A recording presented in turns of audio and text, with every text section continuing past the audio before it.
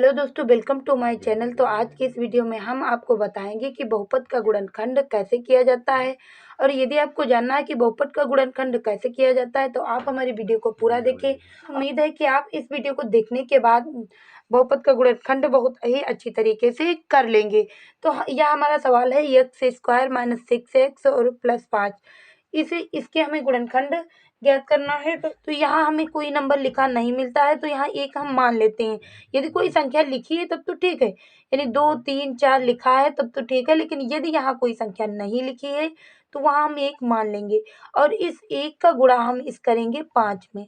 इस एक का गुणा किस में करेंगे तो इस 5 में करेंगे तो 5 ही आएगा।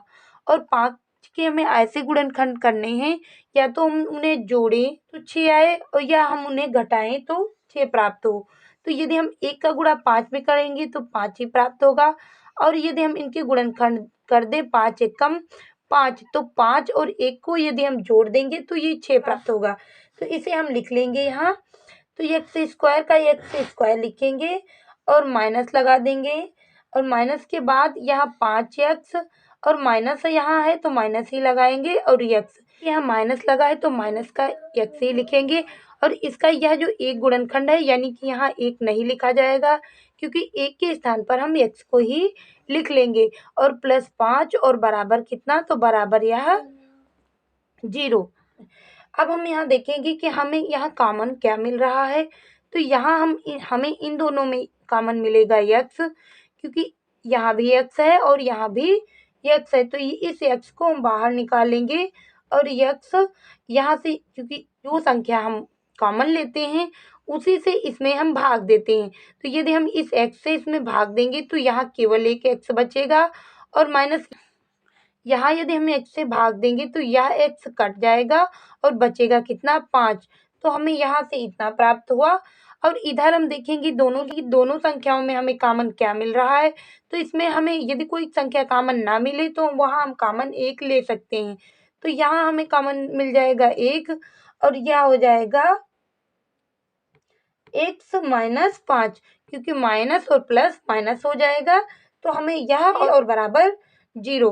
अब दोनों पद समान हैं तो यहाँ हम इसे कॉमन ले लेंगे। तो x माइनस 5 और एक ब्रैकेट में हो जाएंगी हमारी यह संख्या है x और माइनस 1। और यही हमारे हो गए बहुपद के गुणनखंड। यदि हमें इसी सवाल में बहुपद के शून्य ज्ञात करना है तब हम फिर क्या करेंगे, तो यहाँ हम दिखा देंगे x माइनस 5 बराबर 0। और यदि हम इस 5 को उधर भेजेंगे तो x बराबर हो जाएगा 5। यह हमारा एक शून्य हो गया और दूसरा भी इसी तरह निकालेंगे। तो इसे भी दिखा देंगे x माइनस 1 बराबर 0। और x को इधर रखेंगे, इस माइनस 1 को उधर भेजेंगे तो यह हो जाएगा x बराबर 1।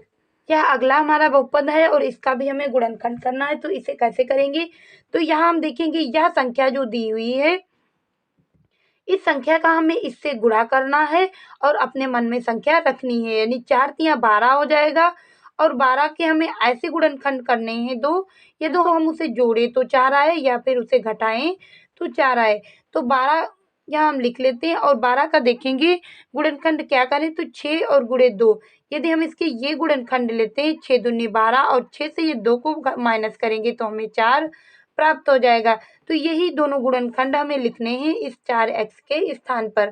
तो हम इसे लिख लेते हैं 3x स्क्वायर माइनस इस 4 के स्थान पर हम लिखेंगे 6x और माइनस 2x और माइनस 4 और बराबर 0 दिखा देंगे।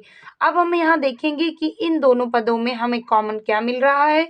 तो यहाँ हमें कॉमन मिल जाएगा 3x।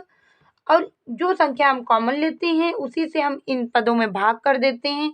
तो यदि हम इन्हें भाग करेंगे तो यह हो जाएगा, यहाँ से केवल बचेगा x और माइनस यहाँ इस 6x को यदि हम 3x से भाग देंगे तो x कट जाएगा और 3 दूनी 6, यहाँ से बचेगा 2 और माइनस लगा लेंगे। अब इन दोनों पदों में हम देखेंगे कि हमें कॉमन क्या मिलेगा।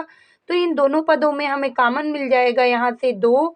और यदि हम 2 कॉमन लेंगे और 2 से इसमें भाग करेंगे तो 2 2 कट जाएगा तो x, और इसमें यदि भाग देंगे तो माइनस ये भी बचेगा 2, यानी 2 दूनी 4 होगा तो यहाँ से 2 बचेगा और बराबर 0।